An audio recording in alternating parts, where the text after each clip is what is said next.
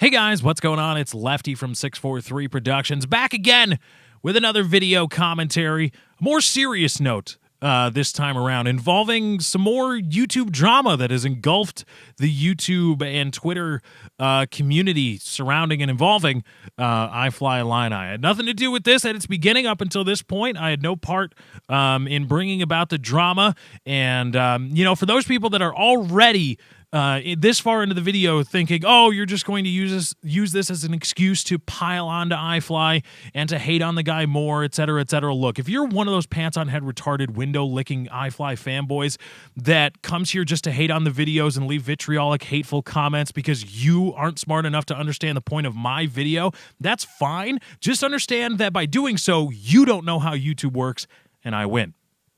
But I'm actually going to go a different way with it.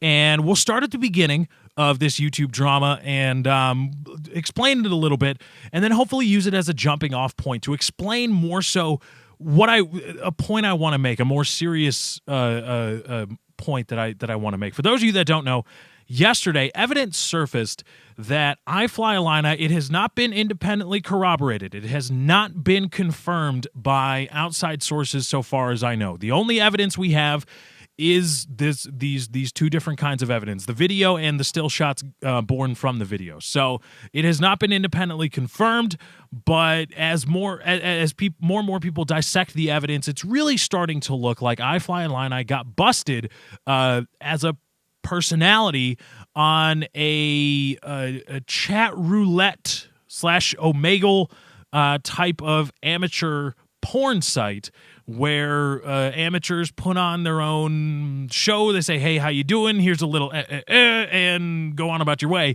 And they're all amateurs and they're all live streaming from their own PCs. It looks as though iFly got busted performing there as a personality. And everybody, this has engulfed the YouTube community. People have been talking about it, propagating the evidence, and just going on and having a lot of fun with it that I see on Twitter. But sadly, there's also a lot of people that are, I don't know how to say this. They're not hating. Well, I've seen some hateful things, and I've seen some very mean things said, and that is what I want to focus on here.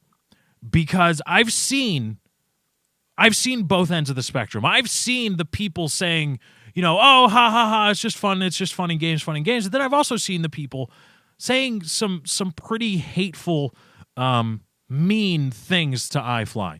And I want to say this. Now, I say this, I go on from here knowing full well that by uploading the previous video that I did concerning iFlyILLINI and hypocrisy, all of the points made therein that I still stand by, I know full well that by making that video, I've given away my right to say, well, maybe we shouldn't go this far in being mean to the guy. Maybe we shouldn't say this, or maybe we shouldn't say that. I have relinquished all right to say that authoritatively. I can no longer do this. But I think it's important, given some of the things that I've seen said to and about iFly regarding this incident, going way past the fun and games threshold, going way past that. You want to make a joke, you want to take a couple shots at it because it's the hot topic, that's fine.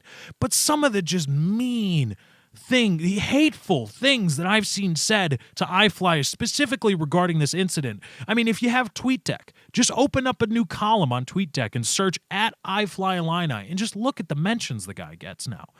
And I think it's time people start really making an effort to empathize with the guy. I have relinquished all right to say this authoritatively, but I empathize with iFlyILLINI at this point. I can understand that, and this goes beyond YouTube squabbling. This goes beyond my problems with him and his sanctimonious ways. Those are separate issues. This has got to be, unless he's just I don't even know what kind of psychological state of mind or psychological state somebody must be in to have this hate not affect them. But this has honestly got to be one of the worst times in his life. I don't know the man. I've never met him, never shook his hand, never bought him a beer, never done any of that. But it has got to be one of the worst times in his life thus far. Again, maybe he's had some other tremendously horrific things happen to him. But assuming a normal life, this has got to be pretty bad for him. Now, I know a lot of people want to say, well, he was on a public site streaming his junk and playing with it and pounding it and stuff like that. And so he's reaping what he sowed as far as that goes. He, in essence, got himself into this. And I understand that point, but for whatever reason, I still can't not empathize with the guy. I still can't not think that's awful. It's awful. I mean, I had problems with the guy, or at least his YouTube persona. But as just another, as a man to a man, as a human to a human, imagine having a secret that you didn't want anyone else to know. Imagine you were in a club that you didn't want anybody else to know. You were in the Illuminati, right? You didn't want anybody else to know that you were in the Illuminati. And then all of a sudden, you come back, you come on Twitter, you get online, and all of a sudden, everybody knows you're an Illuminati. And everybody's making fun of you for being an Illuminati. You only told other people in the Illuminati club that you were an Illuminati because that's what you do at the club. That's just hanging out, cool people hanging out, etc. But then that was just ripped wide open and laid bare before the public. And again, I'm trying to couch my empathy with the realistic argument that, yeah, he had a hand in doing this to himself. And I can't do it. And maybe if you can help me in the comments, that's fine. And I would appreciate that. But there's a part of me that just, when I think about this, it's not about the squabbling about persona. It's not about that. It's about, yeah, it's funny. Yeah, it's easy to put that at the butt of every joke, and joking is fine.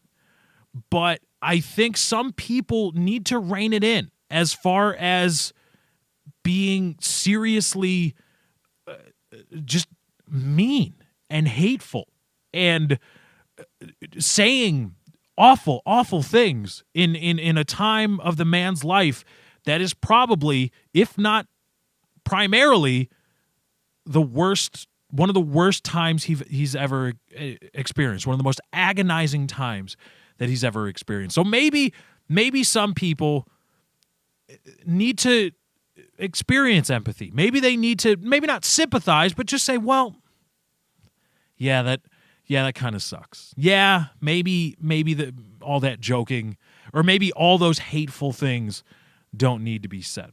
I don't know. I can't just make the two things, because I've got my empathy here, but then I'm trying to make it fit with the realistic argument that, yeah, he kind of did bring this on himself, and I can't really make it fit. But I don't know. That's just the way I feel.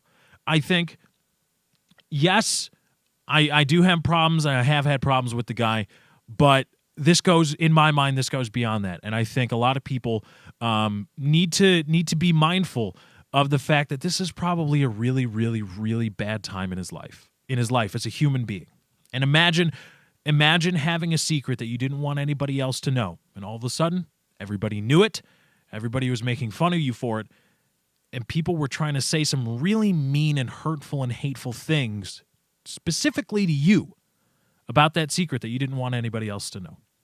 That's how I feel. But anyway, guys, that's my time. I got to get out of here. Thank you for joining. I hope you enjoyed. Be sure to drop a like on this video. If you did enjoy, I'm out.